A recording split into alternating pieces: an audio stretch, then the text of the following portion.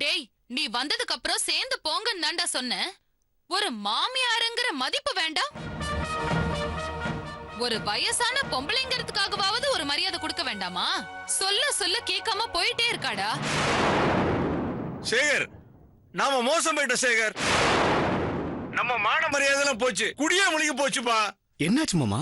நம்ம சுஜாதாவை police arrest பண்ணி கூட்டிட்டு போயிட்டாங்கப்பா.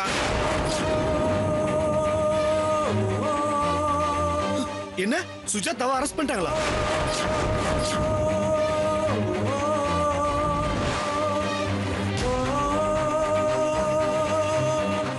மாமா, என்ன மாமா சொல்றீங்க? தப்பே பண்ணாம சுஜாதாவை எதுக்கு போலீஸ் அரெஸ்ட் பண்ணணும்? முரளி சார் அங்க இல்லையா? நீங்க அந்த ஆர்கே கம்பெனில வேலை பாக்குறேன்னு உளறி கொட்டினீங்களே, அது விஷயமா விசாரிக்க கூட்டிட்டு போயிருக்காங்களா? தெளிவா சொல்லுங்க மாமா, எதுக்காக சுஜாதாவை அரெஸ்ட் பண்ணணும்? சேகர், நான் வேணும்னு பண்ணலப்பா. அவங்க சோதனைங்கிற பேர்ல வீட்டை கலைச்சு போடும்போது நீ இருந்திருந்தா உனக்கு தெரிஞ்சிருக்கும்பா. முரளி கூட அவள் நேரம் வெளியே பேசிக்கிட்டு இருந்தாப்பா. அப்ப கூட ஆர்கே கன்ஸ்ட்ரக்ஷன் தான் மோசடி பண்ணிருக்காங்கன்னு ஒரு வார்த்தை கூட என்கிட்ட சொல்லலப்பா. வீட்டையே பிரிச்சு குப்பை மாதிரி போட்டதால தான் சட்டுன்னு கோபம் வந்துருச்சுப்பா.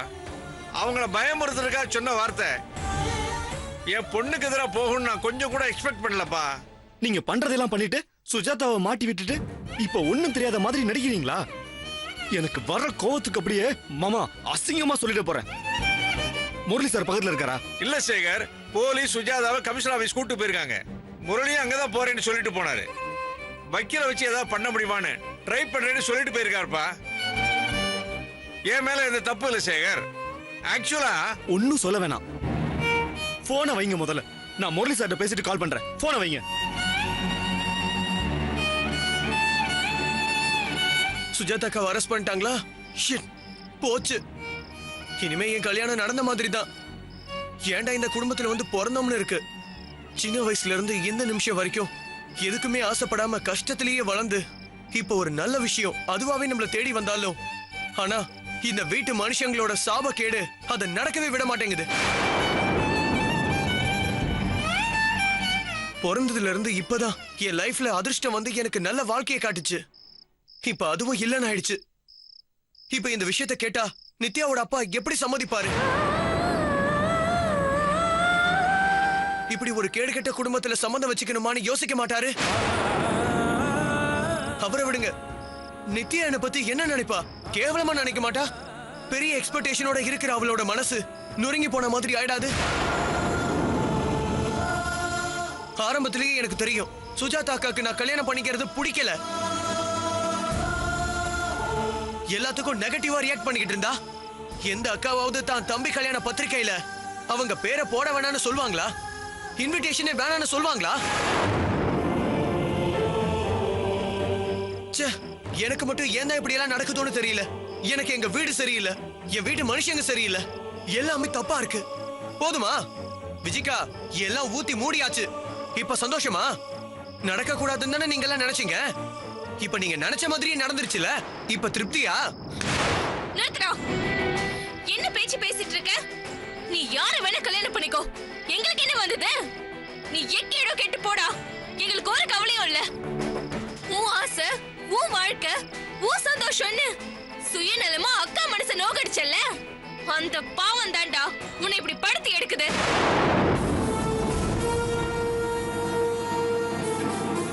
என்ன சொன்ன? அக்கா அரஸ்ட் பண்ண என்னவா? அவங்க மேலதான் உனக்கு துளி கூட பாசமோ அக்கறையோ இல்லையே. போ, போய் கல்யாணம் பண்ணிக்கோ.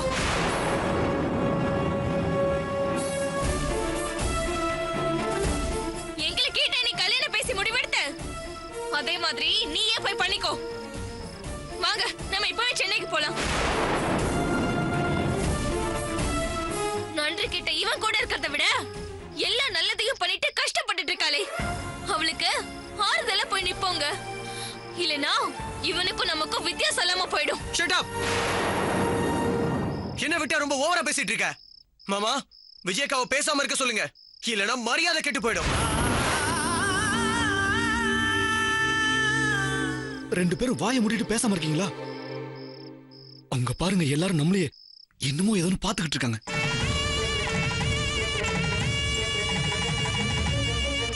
இப்படி நீங்க 2 பேரும் இங்கேயே சண்டை போட்டுட்டு இருந்தீங்க. நீங்க யாரும் நித்யா அப்பா கிட்ட சொல்ல வேணாம், அவரே இவங்க மூலமா தெரிஞ்சுக்குவாரு. பிரகாஷ், நீ பிடெக் படிச்சிருக்கியே தவிர உனக்கு கொஞ்சம் கூட காமன் சென்ஸே கிடையாது. விஜி, நீயும் உன் வாயை மூடிட்டு சும்மாரு. நீங்க என்ன சண்டை போடுறீங்களோ அதை ரூம்ல வந்து போடுங்க. இப்ப பேசாம வாங்க. ஏனுங்க சார், டிஃபன் பண்ணி வச்சிருக்கேன், கையோட வந்து சாப்பிட்டீங்கன்னா அப்புறமா சாவகாசம் பேசிக்கலாமே. இல்ல, நாங்க வெளியிலே சாப்பிட்டுட்டு வந்துட்டோம். நைட் எதுவும் வேணாம். சரிங்க. விஜி, உள்ள போலாமா? வா.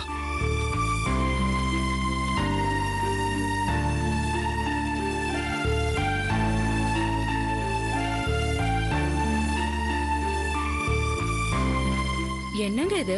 என்ன சத்தம் போட்டுட்டு இருந்தாங்க? தெரியலங்க. வந்து பார்த்தா ஒருத்தருக்கு ஒருத்தர் சத்தம் போட்டுட்டு இருந்தாங்க.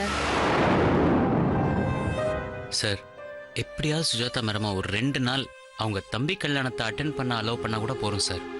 அதுக்கு ஏதாவது செக்யூரிட்டி மாதிரி பணமோ இல்லை ஏதாவது அரேஞ்ச் பண்ணி கொடுக்கறது கூட ரெடி சார். முரளி, நான் மேக்ஸிமம் ட்ரை பண்ணுறேன். சுஜாதா கேஸை பொறுத்த வரைக்கும் எனக்கு நீங்கள் சொன்ன டீட்டெயில்ஸ் தவிர வேற எதுவுமே எனக்கு தெரியாது. அதை பற்றி என்னால் எதுவும் சொல்ல முடியாது. ஆனால் போலீஸ் டிபார்ட்மெண்ட்டை பொறுத்த வரைக்கும் ஒரே ஒரு கோல்டன் ரூல் தான். எஃப்ஐஆர் வாரண்ட் ரெடி பண்ணுறதுக்கு முன்னாடி ஆஃபீஸர்ஸ் வச்சு என்ன வேணாலும் பண்ணலாம். ஆனால் கேஸை ஃபைல் பண்ணிட்டாங்கன்னா ரொம்ப கஷ்டம்தான். பார்க்கலாம். Let's see. சார் உங்களை உள்ள வர சொன்னார். Excuse me sir. வாங்க Murali. Hello sir, good evening. Sorry, நீங்கள் பிஸியாக இருக்கும்போது டிஸ்டர்ப் பண்ணிட்டோம்னு நினைக்கிறேன். சார், என்னை பற்றி முகுந்தன் ஃபோன் பண்ணி சொன்னார். உட்காருங்க. செக்ரட்டரியேட்லயோ எங்கேயோ கான்ஃபரன்ஸ்லயோ உங்களை மீட் பண்ண மாதிரி இருக்கு. அவர் உங்களை இன்ட்ரோடியூஸ் பண்ணி வச்சிருக்காரு. நம்மள மாதிரி தான், ரொம்ப ஸ்ட்ரிக்ட், ரொம்ப ஸ்ட்ரைட் ஃபார்வர்ட்னு சொல்லியிருக்காரு. சொல்லுங்க, what can I do for you? Sir, இப்போ நீங்கள் ஹேண்டில் பண்ணிருக்கிற கேஸ் தான் சார். அந்த பேங்க்ல தான் சார் என்னோட பர்சனல், ஃபேமிலி, பேங்க் டிரான்சாக்ஷன் எல்லாமே இருக்கு. இன்ஃபேக்ட் பர்சனலாகவே எனக்கு சுஜாதாவை நல்லா தெரியும். அதே மாதிரி மிஸ்டர் முரளியும் எங்களுக்கு ரொம்ப நல்ல பழக்கம். எங்கள் ஃபேமிலி ஃப்ரெண்டு மாதிரி.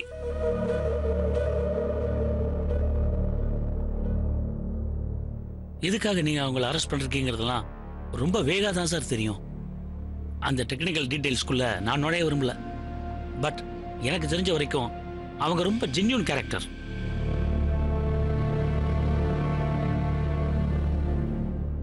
அவங்களோட பிரதர் மேரேஜ் கோயம்புத்தூர்ல வர சண்டே நடக்குது.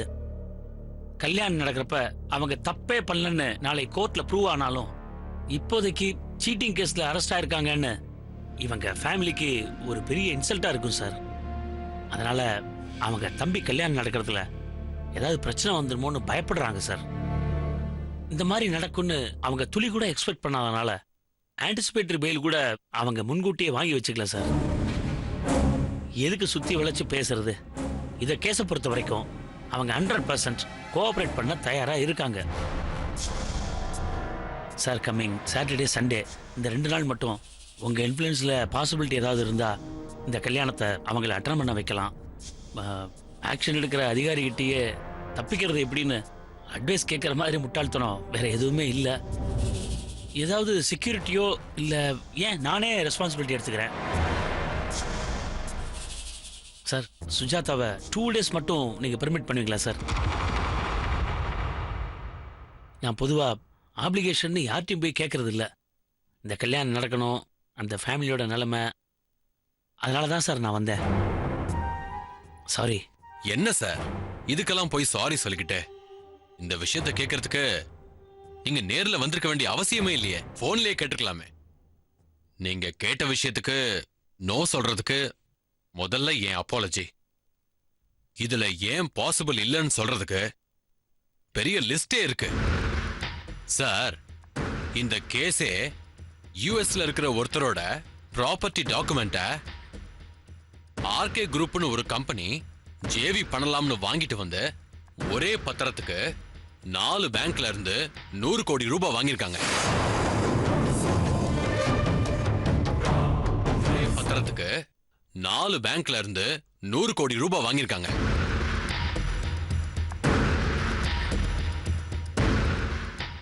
இந்த 100 கோடி ரூபாய 2 மாசத்துல அடிச்சிருக்காங்க. ஒரு பேங்க்ல லோன் வாங்கினதும் அதோட ஒரிஜினல் பத்திரத்தை எடுத்துட்டு போலி பத்திரத்தை வச்சுட்டு இதே மாதிரி அடுத்தடுத்த பேங்க்லயும் இந்த வேலையை பண்ணிருக்காங்க. இப்ப 2 வருஷம் கழிச்சு ஒரிஜினல் ஓனர் வந்து அந்த பத்திரத்தை வச்சு லோனுக்கு அப்ளை பண்ணும்போதுதான் இந்த விஷயமே தெரிய வருது. அந்த மனுஷனுக்கு ஹார்ட் அட்டாக்கே வந்துருச்சு. நம்ம ஹோம் செக்ரட்டரி இந்த ஃப்ராடுக்கு காரணமானவங்கள, கூட துணை போனவங்கள தயவு தாட்சணியம் பார்க்காம அரெஸ்ட் பண்ணி விசாரிச்சு ரிப்போர்ட் கொடுக்க சொல்லிட்டாரு.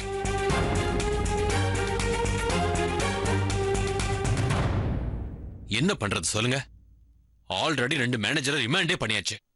இப்ப இவங்களை அரெஸ்ட் பண்ணிருக்கோம். இப்ப நான் எந்த ஃபேவர் பண்ணாலும் நான் பெருசா வாங்கிட்டேன்னு சொல்லிடுவாங்க. இந்த ஃபோர்ஸ்ல நான் காம்ப்ரமைஸ் ஆயிருந்தா இன்னைக்கு நான் ஐஜி ஆயிருப்பேன். ஆனா ஆகாததுனால நான் இப்படி இருக்கேன். No regrets. பட் என்னால எதுவும் பண்ண முடியாத நிலைமை. I hope you can understand my position. Okay sir, இதுக்கு மேல உங்ககிட்ட பேசி உங்க நேரத்தை நான் வீணடிக்க விரும்பல. தேங்க்யூ சார், நான் வரேன். Come on Murali, nice meeting you sir. Kavya,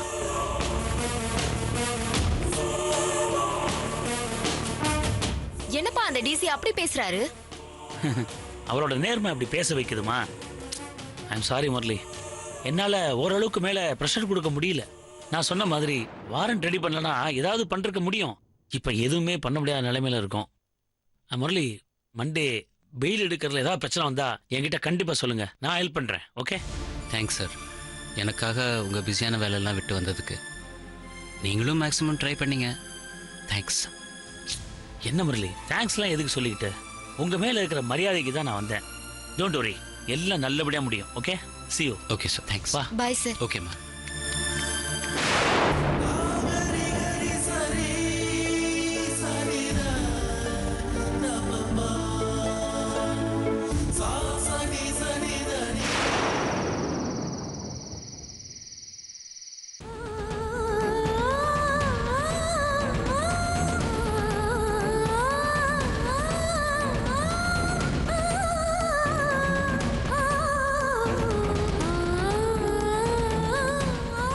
எனக்கு என்ன சொல்றதுன்னே தெரியல. சுஜாதா இப்படி ஒரு பிரச்சனையில இருக்கும்போது அவங்களுக்கு எந்த வகையில உதவலாம், என்ன பண்ணி அவங்கள வெளியே கொண்டு வரலாம்னு யோசிக்காம ஏதோ குழாயடி சண்டை மாதிரி அக்கா தம்பி 2 பேரும் சண்டை போட்டுட்டு இருந்தா பாக்குறவங்க என்ன நினைப்பாங்க? உங்களுக்கே அசிங்கமா இல்ல?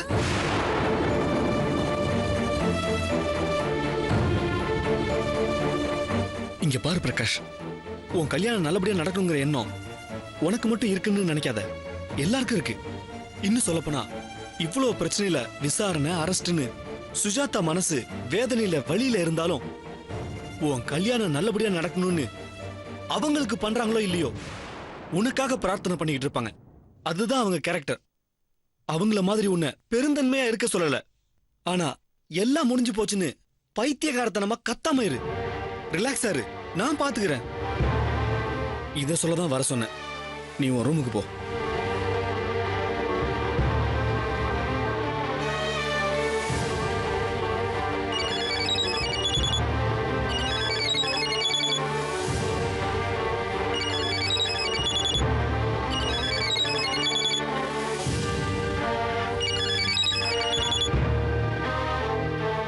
ஹலோ.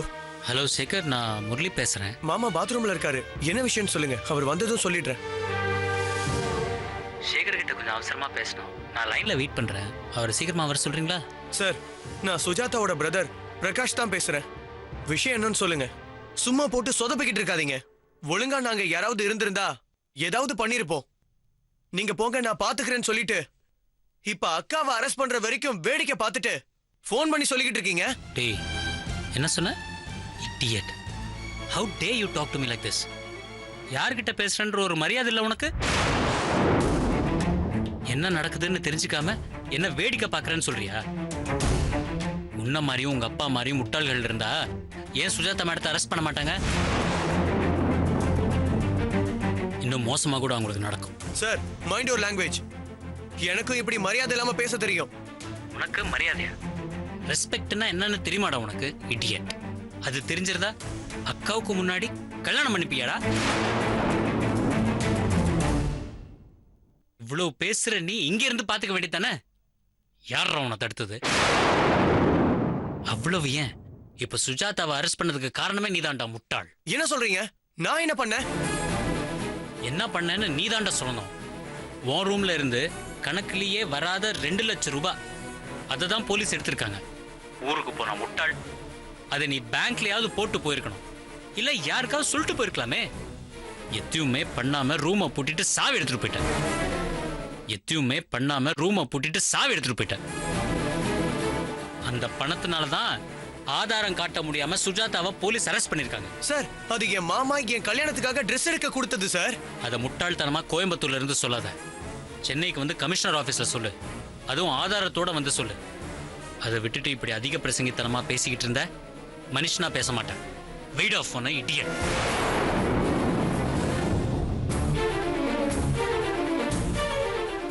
போன்ல யாரு? போன் பேசும்போது உன் முகமே மாறி போச்சு. உண்மையை சொல்லுடா, அவங்க போன்ல என்ன சொன்னாங்க? அக்காவுக்கு ஒண்ணும் இல்லையே. போன குடுறா, குடு போன. என்ன விஜி, என்ன விஷயம்? என்னங்க, நீங்க பாத்ரூம் போனதும் உங்க போனுக்கு ஒரு கால் வந்தது. இவன் தான் அதை எடுத்து பேசினான். அவங்க கிட்ட மரியாதையா பேசுங்கன்னு சொன்னான். அதுக்கப்புறம் தப்பா பேசாதீங்க, நானும் பேசுவேன்னு சொன்னான்.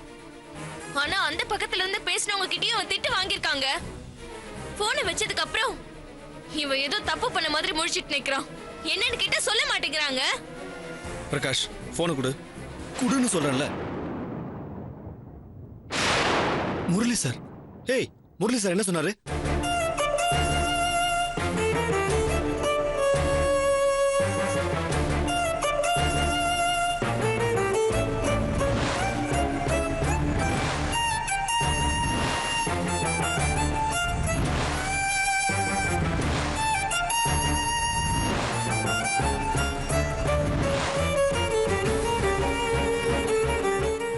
ஏய், நீ திருந்தவே மாட்டியா பிரகாஷ்? யாருக்கிட்ட எப்படி பேசுறதுன்னு உனக்கு தெரியாதா? ஒன்னா பேங்க்ல வேலை பார்க்கிற ஒரே காரணத்தை தவிர உன் அக்கா விஷயத்துல அவர் ஏன்டா பெருசா அக்கறை காட்டணும்? ஆனா முரளி, உங்க அக்கா சொன்னாங்கங்கிற ஒரே காரணத்துக்காக அந்த வார்த்தையை கீப் அப் பண்ணுங்கிற மரியாதைக்காக கூடவே நிக்கிறாரு. அவரை போய் தப்பா பேசியிருக்க? நீ எல்லாம் மனுஷனா? அதே மாதிரி உன் ரூம்ல போலீஸ் எடுத்த பணம் உன் மாமனார் கொடுத்ததுன்னு சுஜாதாவுக்கு நல்லா தெரிஞ்சிருக்கும். ஆனா அத சொன்னா உன் கல்யாணத்துல ஏதாவது ப்ராப்ளம் வந்துருமோன்னு பயந்து சொல்லாம இருந்திருக்காங்க. போலீஸ் அரெஸ்ட் பண்ணியும் பேசாம இருந்திருக்காங்க. நீ அவங்க அரெஸ்ட் ஆனதை பத்தி கவலைப்படல. ஆனா அரெஸ்ட் ஆகியும் உன் கல்யாணத்துக்கு எந்த பிரச்சனையும் வந்துடக்கூடாதுன்னு எதுவும் சொல்லாம போயிருக்காங்க. அதாண்டா உன் சுஜாதாக்கா. அவங்க உயர்ந்த மனசுக்கு முன்னாடி அவங்க கால் தூசுக்கு சமமாக மாட்டேன். என் முன்னாடி நிக்காத, போயிடு.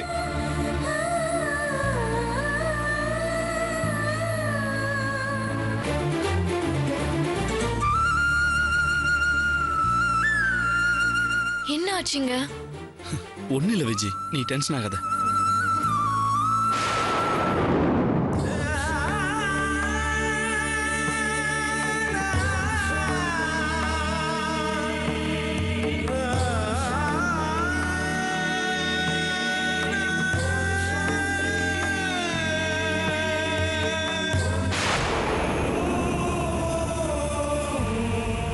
என்னோட பொறுமைக்கும் ஒரு எல்லை இருக்கு. அப்புறம் எங்க முறைப்படி விசாரிச்சா நீங்க தாங்க மாட்டீங்க. உங்களுக்கு சரியா 30 நிமிஷம் அவகாசம் தரேன். அதுக்குள்ள உண்மையை சொல்லிட்டீங்கன்னா அது உங்களுக்கு நல்லது. இன்னும் 2 நாள் எங்க கஸ்டடியில தான் இருக்க போறீங்க. என்ன நடந்தாலும் யாருக்கும் தெரியாது. உங்ககிட்ட உண்மை எப்படி வர வைக்கிறதுன்னு எங்களுக்கு தெரியும். ஆனா அதை உங்களால தாங்கிக்க முடியாது.